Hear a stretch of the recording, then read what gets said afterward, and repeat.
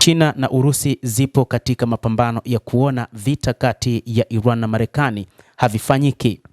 China pamoja na Urusi zipo katika namna ambayo zinaangalia jinsi ya kutatua mzozo huu.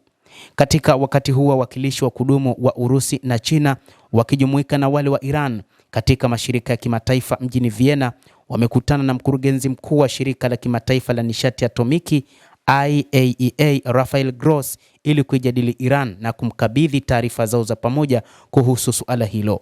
Hata hivyo, Urusi pamoja na China zikishirikiana na Iran zimekutana na Rafael Grossi, mkuu wa IAEA, kumweleza namna ambavyo Iran haina silaha za nyuklia na kumwambia anapaswa kutangaza kwamba Iran haina silaha za nyuklia na kwamba ikiwa Marekani itaamua kuanzisha mashambulizi ndani ya Jamhuri ya Kiislamu ya Iran ni mashambulizi ambayo hayana sababu ya msingi.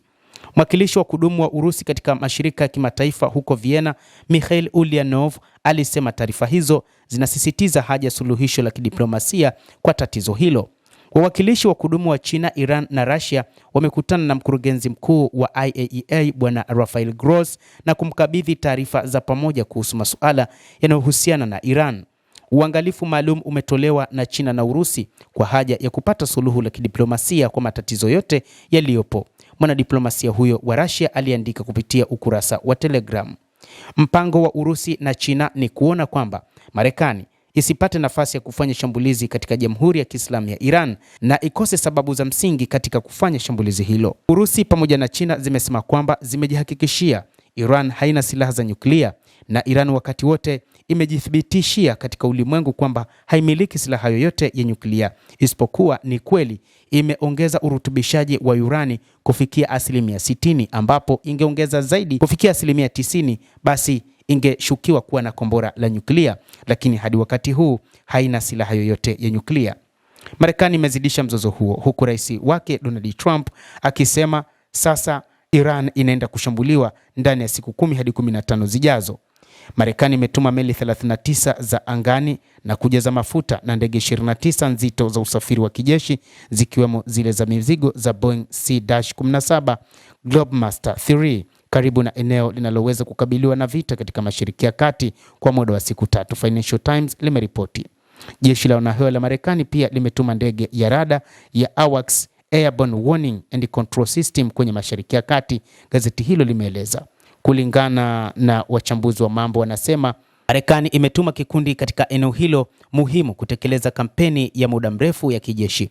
Kasi ya kuongezeka kwa askari sio tishio tupu, lakini pia Marekani inafikiria kutoa mashambulizi madogo dhidi ya vituo vya kijeshi na vya kiserikali vya Iran, ikiwa ni pamoja na vile vya nyuklia, na kuitaka Iran ikubaliane na makubaliano ya nyuklia kwa masharti yanayofaa Washington, huku ikiepuka shambulizi kamili. Hili ni kwa mujibu wa gazeti la Wall Street Journal. Hata hivyo, Marekani imesema itafanya shambulizi dogo kwanza, lakini Iran imesema shambulizi hilo litajibiwa kwa namna yoyote ile.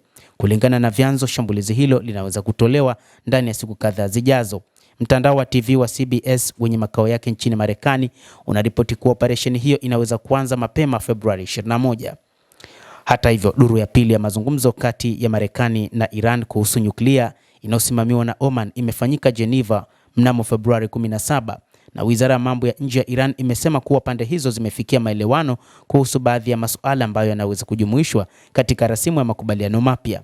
Lakini Washington imesema kuwa mashauriano yamepita vizuri, lakini Tehran bado haikuwa tayari kutambua baadhi ya misimamo iliyoainishwa na ikulu ya Marekani.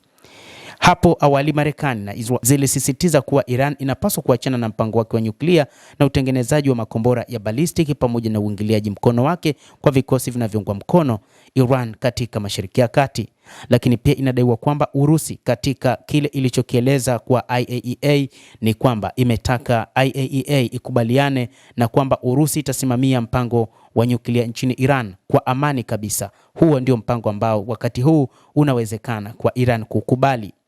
Mtazamaji, endelea kutufuatilia, lakini ni kusihi usisahau kulike, usisahau kucomment, kadhalika kusubscribe channel yetu hii ili upate habari hizi kwa mapana kupitia The World News. Jina langu ni Adam Hussein. Endelea kuwa nasi wakati wote, endelea kutufuatilia uyajue mengi yanayojiri katika ulimwengu kupitia hapa The World News.